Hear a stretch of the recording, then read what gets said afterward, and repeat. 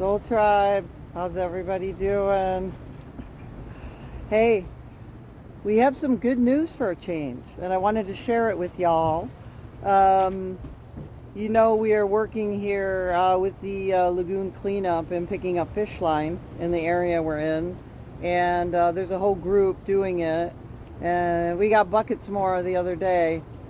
But working with the city here now and digging a little bit further, a little bit deeper, using our voice as protectors of wildlife and innocence, we have them looking into where did all those signs go? You remember those signs we all used to see when there was no littering, $1,000 fines? Do you remember those days? They were everywhere.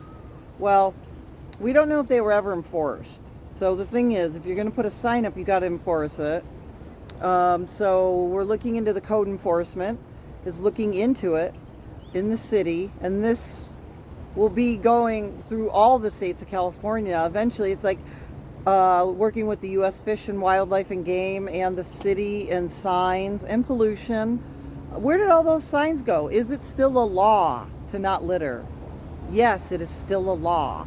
Okay, well, let's get those signs. The intention is to get those signs back up and enforced by code enforcement. And I spoke with a really beautiful, wonderful lady who's got a warm heart, and it was a great win-win conversation, and I was so happy to connect in the heart like that with people that care. And this is just the beginning, and this is the feeling we want. And she mentioned working together on a collective level. So, that really is it's the light of hope lit right there. It's because we're doing what we should be doing. We're doing what we need to be doing. And for all those who weren't educated, by their parents not to litter and the harm that it does, being connected with nature at a young age is very precious. And then once you can educate the kids about nature and how precious it is, and we're here to enjoy it and coexist in oneness with it and protect it and take care of it as it takes care of us, then the children will grow up and they will protect it. And it's something you have in your heart, because nature is no nature, no us. And the animals and the wildlife are just so filled with unconditional love. They give us love. And it's one of the greatest gifts on this planet, and we need to honor it and teach our children about it and honoring it. And nature isn't just something that's just here, and animals aren't here, the pigs and the cows and to be slaughtered and killed. No, they're souls. And actually, milk isn't even good for people. It's like milk, we don't need milk. Milk is not even good for people. We were probably thought to believe that back in the day, but it's not that way anymore. It's not even good for us. So alternative milks like almonds, almond milk, organic soy milk, hemp, coconut, they got it all.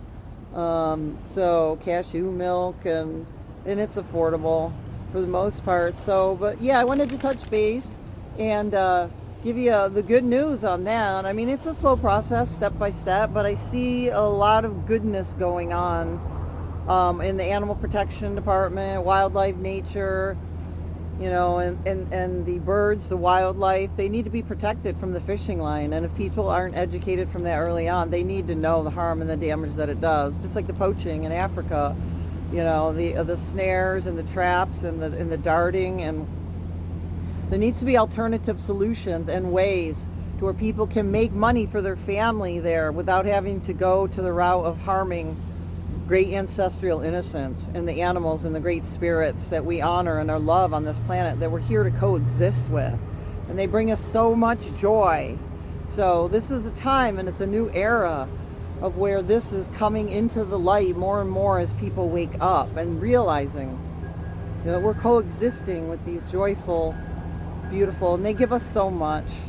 And we don't, on one hand either, we don't even need, meat and milk were something, yes, back in the days, with the Indians and honoring what they killed and using it during cold winters, and, that's one thing. But the whole market, even with chickens and pigs and cows, it's out of control.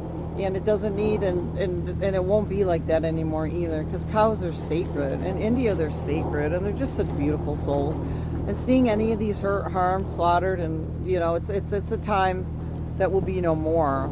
So it's just good things coming up, and I wanted to share some good news for a change, because it's taken a lot of hard work to get here, and to make these phone calls and talk to people and connect with people in the heart. But it's just the beginning. It's just the beginning of waking up humanity into caring. What do we care about? What does it mean to be humane on this planet and coexist with all life? What does it mean to create inner peace and have outer peace? What does it mean to have relationships filled with joy, non-toxic, so we can have that joy? So these are all things to work about, because it's where we're headed, and everybody's on their own timeline, but it's all on where you're at and what you want and what you can do in this lifetime. But just know you're loved. We're all in this together. We're working together. Unity consciousness and peace in the soul. I love you guys. I just wanted to share it real quick. I'm out here feeding my squirrel friends. They're all waiting. Today we have a special treat. We have walnuts. So yeah, it's a special treat. All right. Hope everyone's doing well. Peace, love, and a whole lot of light. Mwah. Take care.